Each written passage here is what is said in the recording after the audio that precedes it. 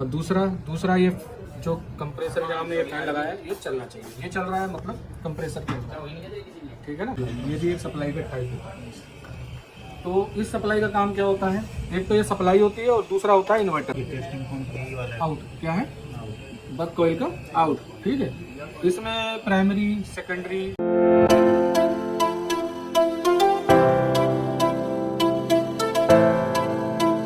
की क्लास है, ठीक है ना।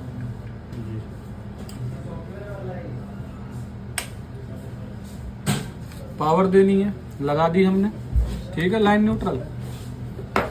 और कंप्रेसर लगाना है, कंप्रेसर नहीं है तो फैन लगा लो UVW वाला, देख के कहाँ कैसे लगाना है UVW, वो हमने लगा दिया, बस हो गया, ठीक है। अब हमारा काम क्या है, हमारे पास दो चैलेंज है।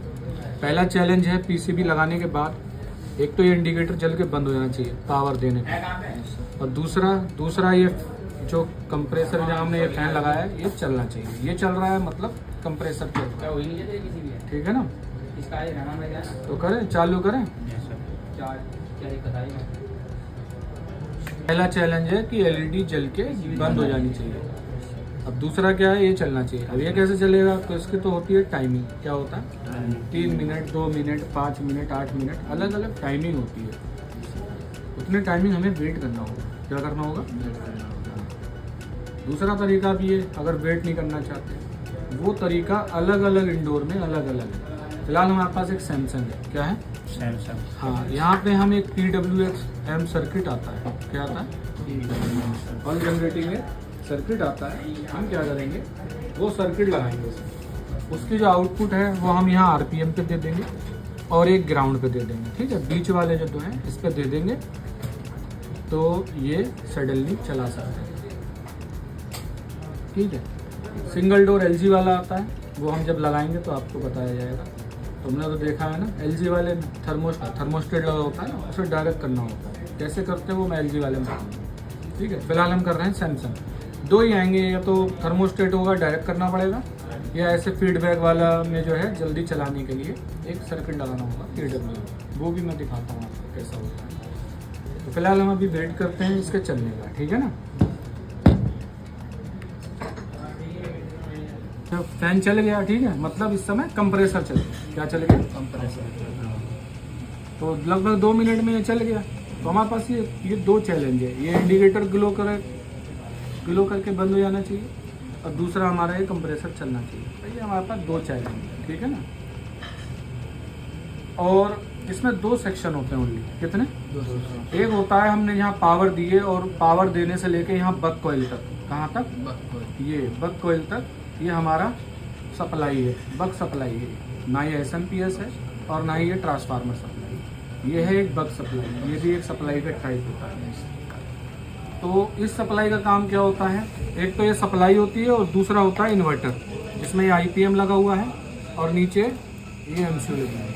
ये हमारा इन्वर्टर सेक्शन है इतना, और ये इतना हमारा सप्लाई सेक्शन, बस 2 सेक्शन है। पहला वाला सेक्शन जो है उसका काम क्या है, उसका काम है क्या है, 15 और 5 बनाना। और मैं आपको बताऊं SMPS की तरह इसमें प्राइमरी सेकेंडरी नहीं होता। क्या होता है, आप ग्राउंड जो है कहीं भी रख सकते हो, यहाँ रख सकते हो,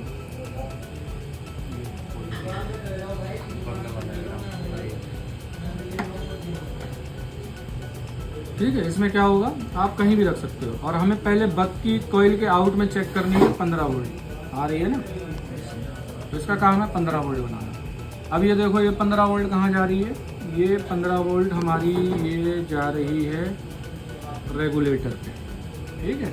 तो ये रेगुलेटर हमें क्या करेगा, 5 वोल्ट बनाएगा। भाई ये 2 सप्लाइयाँ हैं, इसमें भी हमारा इंडोर PCB की तरह पहला चैलेंज यही है, 12-5। क्या है, 12-5 सप्लाई बननी चाहिए।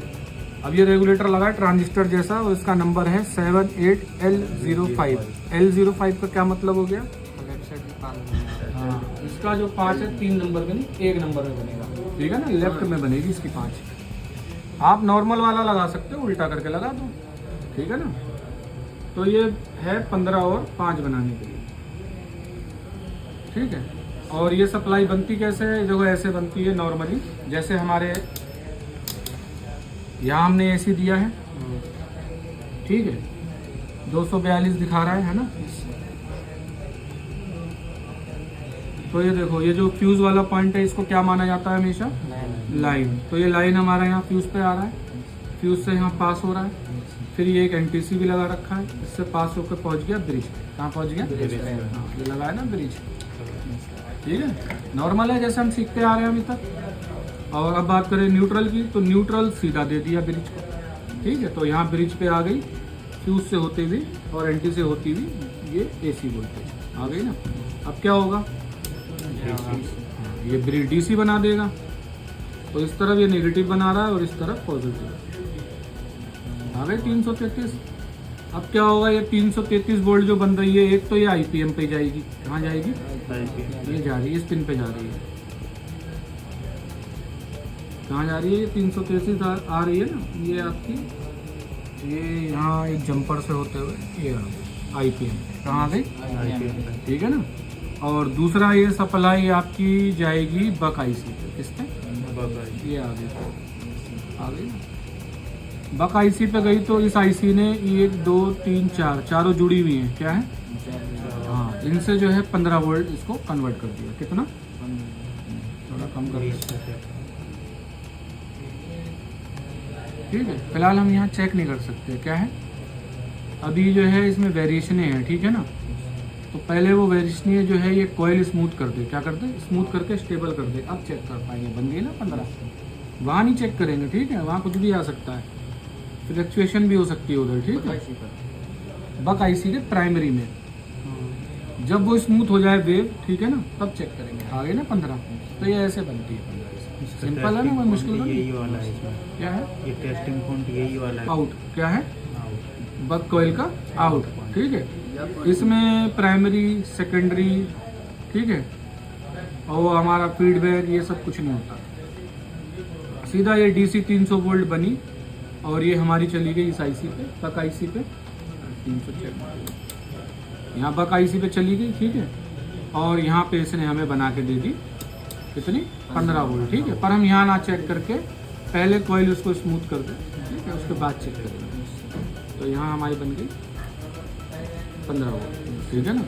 और ये वाली जो इसकी पिन रह गई, ये 2 रह गई है ना, ये इस पे रजिस्टर लगी हुई है। ठीक है ना।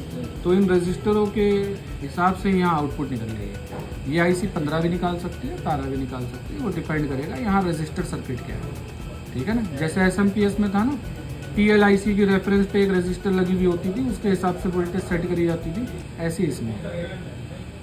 ठीक है, तो सिंपली बन रही है ना 15 वोल्ट, कोई दिक्कत वाली बात नहीं। और 5 भी आराम से सिंपली ये बन रही है। ठीक है, अब मैं आपको डायग्राम दूँ।